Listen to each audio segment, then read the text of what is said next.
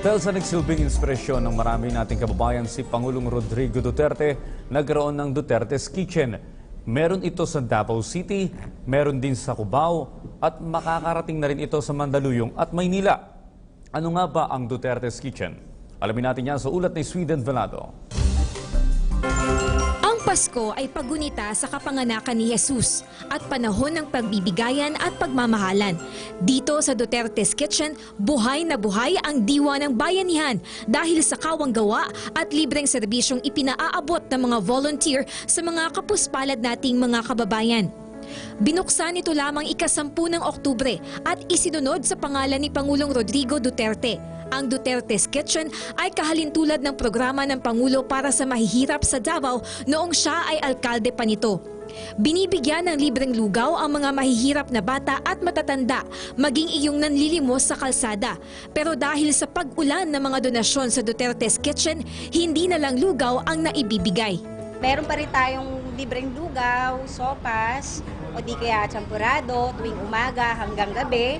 Pero meron tayong sinusundan din na meal, na lunch, may merienda, tapos dinner. Kwento ni Faith, isa sa mga tagapangasiwa ng Duterte's Kitchen.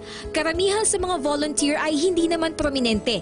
Sila ay ordinaryong mamamayan na ibinabahagi ang kanilang kakayanan sa mga nangangailangan. Gaya ni Paul, na ginamit ang kanyang talento sa paggupit para magbigay ng libreng serbisyo sa mga bata at matatanda. Ilang oras lang naman po ito sa isang araw ko. Pag uwi ko naman, masaya naman po akong uuwi kahit volunteer man po. Masaya naman po sa ginagawa. Panalo na po sa akin yun.